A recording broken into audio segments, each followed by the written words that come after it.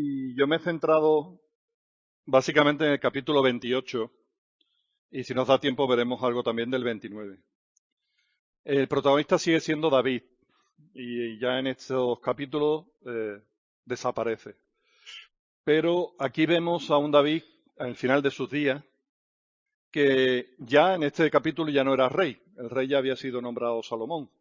Después se le vuelve a dar el reino a Salomón por una segunda vez. Pero evidentemente tenía autoridad para su pueblo y para todos. Y las últimas palabras de una persona, sabiendo que ya era mayor y que iba a morir, tienen su importancia y más de un siervo de Dios, de un siervo de Dios. Y aquí vemos a un David que muestra lo que hay en su corazón y lo que quiere que su hijo Salomón y que el pueblo hagan. Y es importante ver y contemplar esas porciones. Él convoca a una gran asamblea, a los principales de la nación, a los jefes de las tribus, a los jefes de millares, de centenas, a todos los más importantes allí. Porque las cosas importantes hay que hacerlas públicamente. Cuando uno se casa, lo hace públicamente, llamaba a un registro público, registro civil, para inscribirse. Cuando uno compra una vivienda, le interesa registrar el registro público para que decir que es suyo. Pues una cosa notoria, importante, hay que hacerla con luz y taquígrafo y que haya todos los testigos que pueda haber.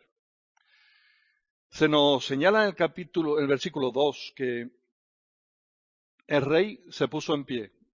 Y tiene cierta importancia porque en otros episodios vemos que David ya estaba muy enfermo y estaba postrado en cama.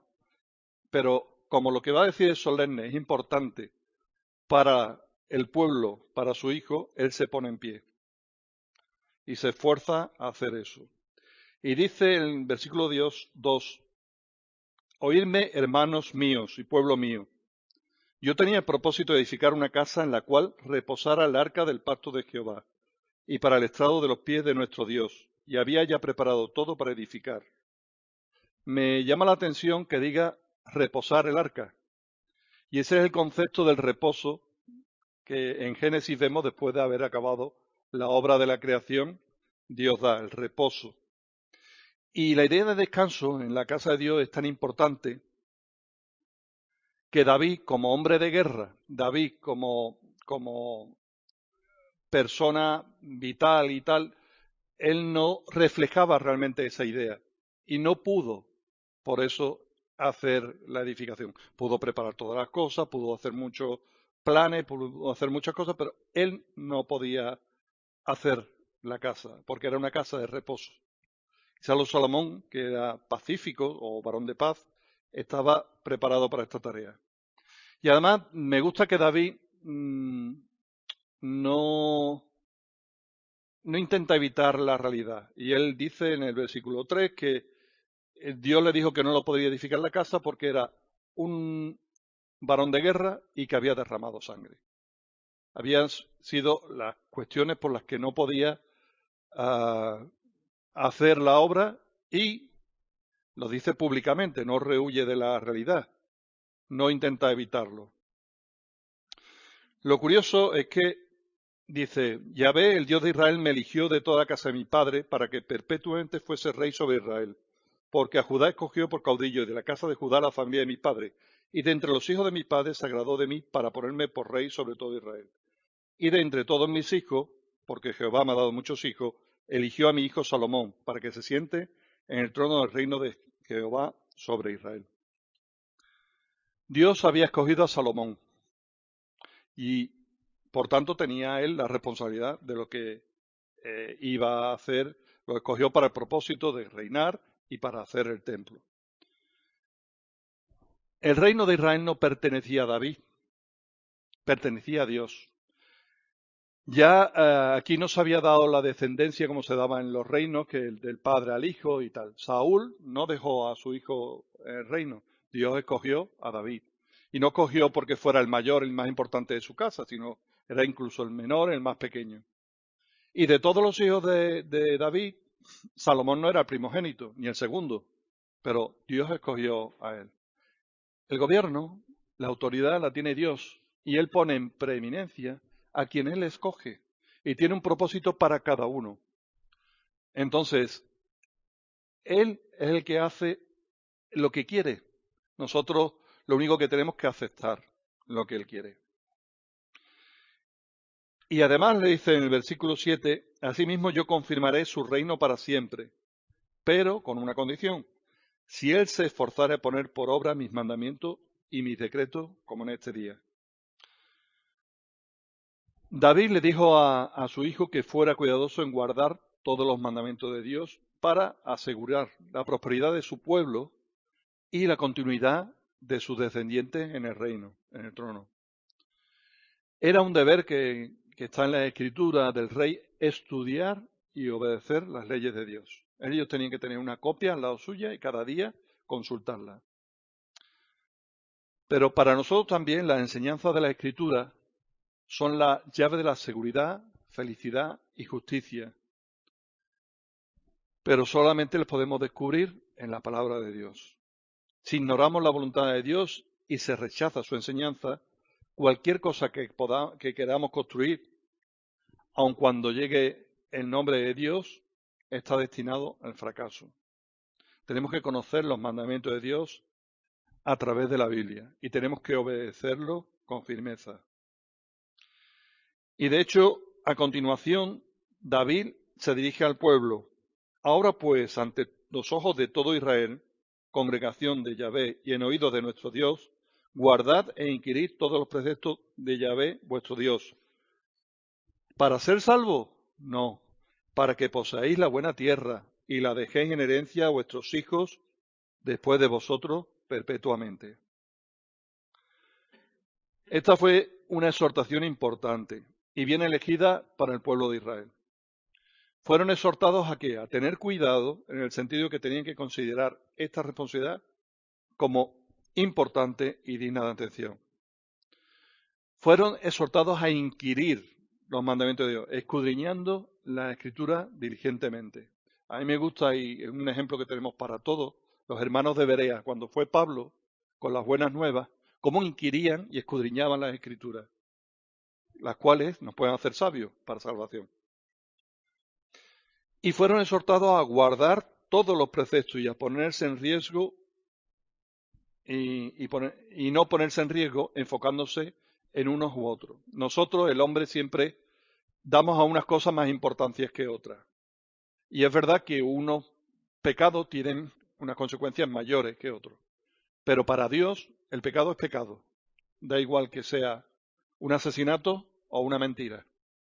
Para Dios, el pecado es pecado. Y ahora David le habla a su propio hijo. Y delante de todo el mundo, para que haya testigos. Porque es un compromiso lo que quiere hacer con él. Lo primero que le dice, y tú, Salomón, hijo mío, reconoce al Dios de tu padre. Empieza por lo más importante, hacer el hincapié en tener una relación con Dios. Todo lo demás no sirve de nada. Lo primero es tener una relación real con Dios, personal.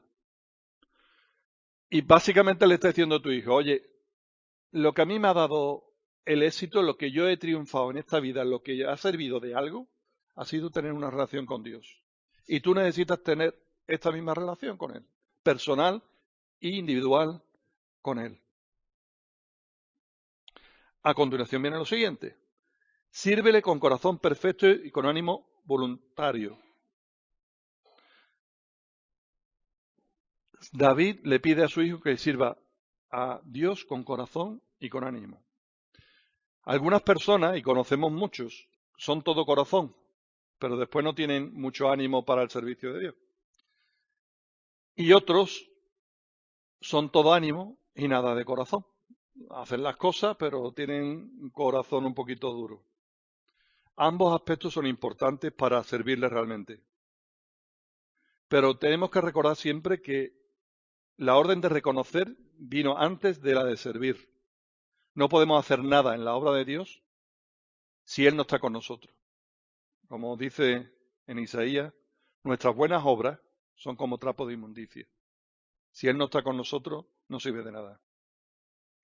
Y le da una razón David a su hijo para comprometer su corazón y su ánimo a Dios, porque Jehová escudriña los corazones de todos y entiende todo intento de los pensamientos.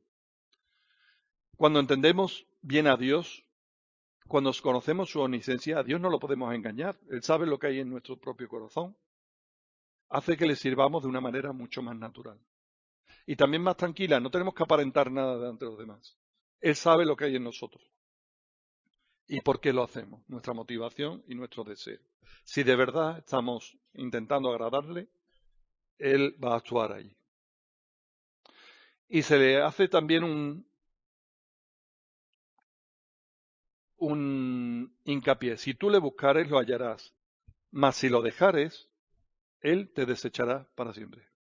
Y ambas cosas demostraron ser verdad en la vida de Salomón. Cuando él lo buscó en Gabaón, cuando él le pidió sabiduría para dirigir al pueblo, tuvo un encuentro directo con él lo encontró. Pero cuando Salomón se olvidó de Dios, en cierto sentido fue desechado. La respuesta de Dios fue un poco inconsistente.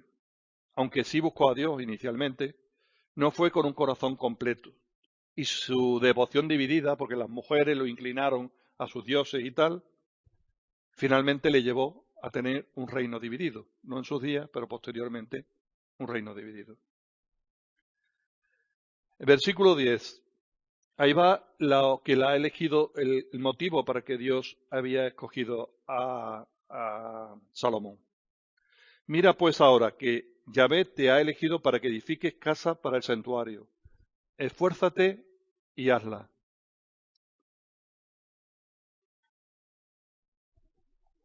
Todo lo que David había preparado, todo lo que había hecho, de nada servía si Salomón no lo ponía en marcha y no hacía la obra.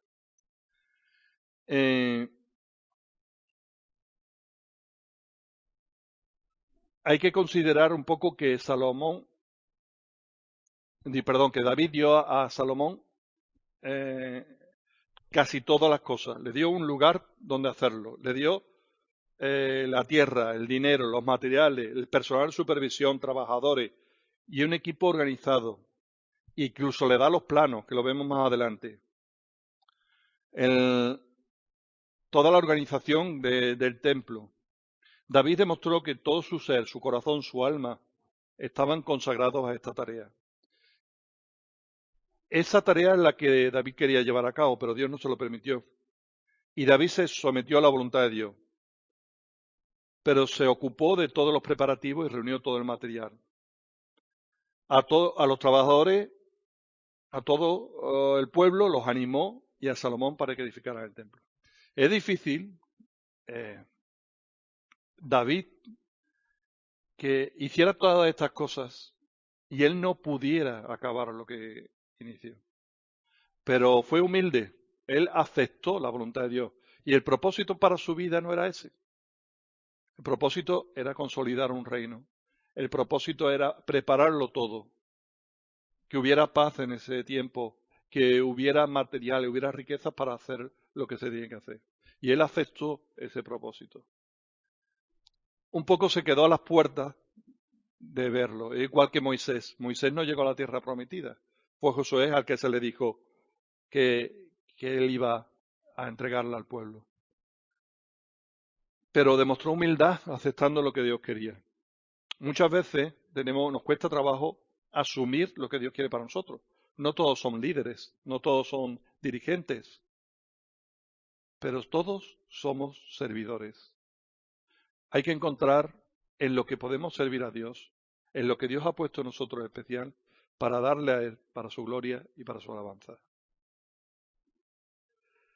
Y como acaba el capítulo, anímate y esfuércete y manos a la obra, no temas ni desmayes. La obra era grande y nosotros últimamente sabemos lo que conlleva una obra, mucho más de lo que te esperas o puedes pensar. Y a veces el temor hacia una cosa grande puede inmovilizarnos. Y lo importante es asumir el reto y empezar. Muchas veces cuesta más trabajo empezar que después, una vez que estás enfrascado, es que no tienes más remedio que seguir para adelante. Pero cuesta muchas veces afrontar la situación. Nos da miedo lo nuevo, nos da miedo un reto que Dios no pueda decir. Algún hermano a lo mejor tiene inclinación, como José Antonio, de predicar el Evangelio. Y yo entiendo que al principio le daría miedo esa tarea. ¿Por qué? Porque no lo hacemos con nuestra fuerza, ni con nuestra capacidad. En nosotros no está el poder. Pero Dios, al que elige para una obra, lo capacita y le da el poder. Por eso hay que empezar, hay que dar ese pasito de fe e iniciar. Y el Señor está con nosotros. David nunca tuvo la idea de construir un templo para que Dios morase en él. El templo iba a ser un lugar de reunión, un lugar donde el ser humano podía ponerse en contacto con Dios. Era un lugar para la honra y la gloria de Dios. Hoy en día no hace falta templo.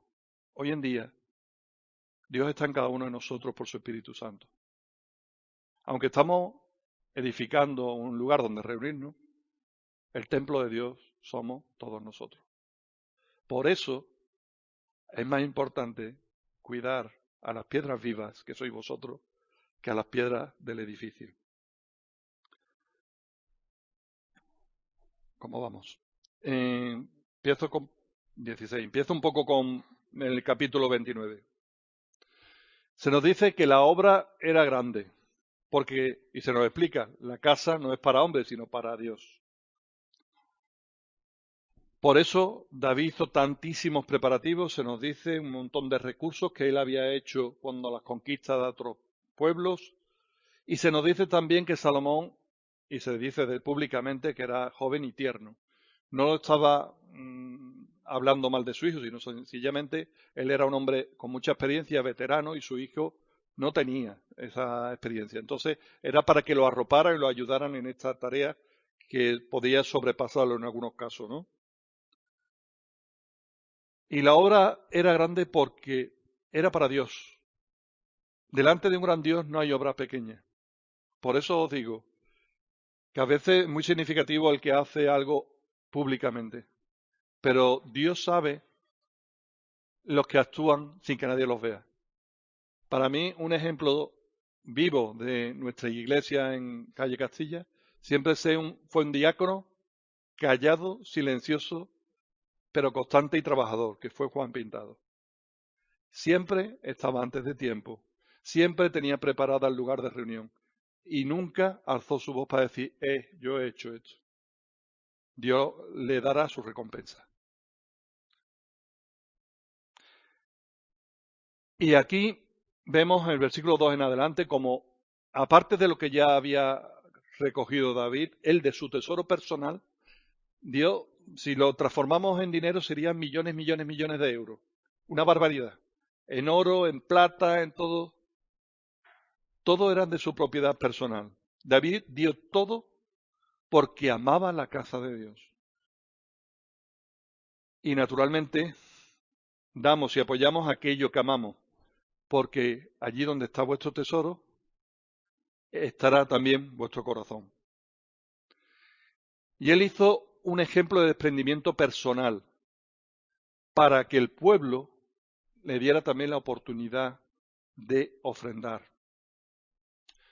Y me gusta porque tanto el tabernáculo como el templo, el pueblo puede dar voluntariamente. Sinceramente, con todo lo que había dado David, no hacía falta más.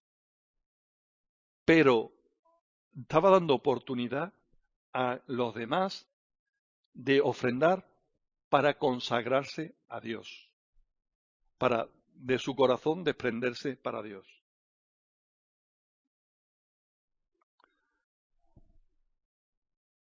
Y el pueblo se alegró de haber contribuido voluntariamente. Y eso me recuerda al dador alegre que se nos dice en el Nuevo Testamento, se le canta tanto a los niños. El Dios ama al dador alegre. Y esto lleva a David a hacer una oración preciosa. Una oración preciosa. De verdad, no da tiempo de verla, pero verla porque es muy, muy significativa. Presenta una gran amplitud, majestuosa y plena muestra de adoración, alabanza y expresiones de gratitud. Repudia todo mérito humano y declara la dependencia humana de Dios. revela humillación, confesión y dedicación personal. Y es la primera vez que se habla de Dios como Padre del pueblo, del pueblo. Es un detalle interesante porque también lo cogió de ejemplo Jesús cuando los discípulos le dijeron que les enseñara a orar. Solamente señalar también que más adelante le dice a su hijo que tenga un corazón perfecto. Significa estar enteramente dedicado a Dios. Esto es lo que David quería para Salomón, que él deseara servir a Dios por encima de todo. Y muchas veces yo creo que es algo que nos pasa a nosotros. ¿Cómo podemos hacer lo que Dios quiere? O incluso más difícil, ¿cómo podemos querer hacerlo? Pero Pablo escribió algo que me consuela, porque yo también me hallo en esa tesitura. Porque Dios es el que en vosotros produce así el querer como el hacer, por su buena voluntad. No es importante lo que nosotros somos, no es importante cómo estamos, es importante lo que Dios hace en cada uno de nosotros. A esa es la gloria.